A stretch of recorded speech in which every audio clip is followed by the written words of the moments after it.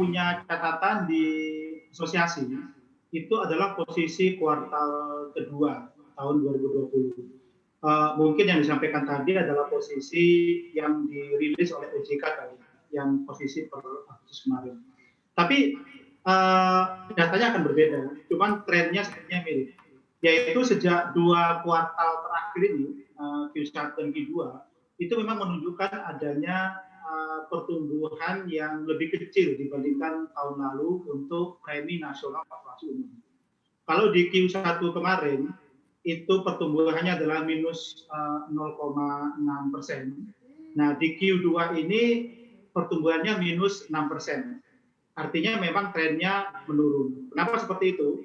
Karena produk-produk yang selama ini berkontribusi besar, yaitu asuransi harta benda dan asuransi kendaraan bermotor, itu totalnya sekitar 60% dari total premi nasional asuransi umum, itu mengalami pertumbuhan yang sangat minus seperti itu.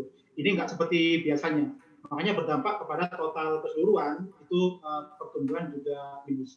Kenapa terjadi? Ini memang karena dampak pandemi COVID ya, di mana kita melihat bahwa industri asuransi itu adalah layer setelah perbankan dan bidang industri yang lain.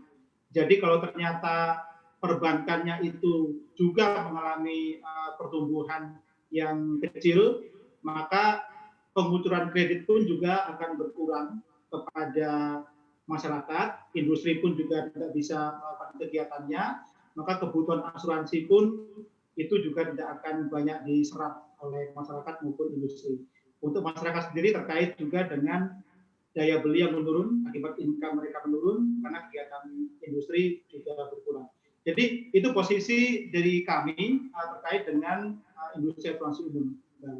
Tren ini menurut Anda akan bertahan pelemahan ini sampai di kuartal 3 ini sebentar lagi kita sudah akan tutup kuartal 3 dan kuartal 4? Karena triggernya itu adalah pandemi COVID dan kita belum tahu pandemi COVID ini sampai kapan berakhirnya. Kami sudah membuat prediksi meskipun belum terlalu presisi begitu ya, karena datanya dinamis sekali. Jika pandemi COVID ini akan berlangsung sampai dengan akhir tahun, maka dampaknya kepada industri asuransi itu pertumbuhannya akan minus 15% sampai dengan 25%. Bahkan worst skenario-nya yang terburuknya itu bisa mencapai sekitar 30 sampai dengan 35%. Nah, yang kita harapkan tidak terjadi. Nah, ini kita mengharapkan meskipun pandemi COVID ini berjalan, tetapi ada suatu kegiatan di industri ini yang masih bisa berjalan, di mana kebutuhan asuransi pun juga akan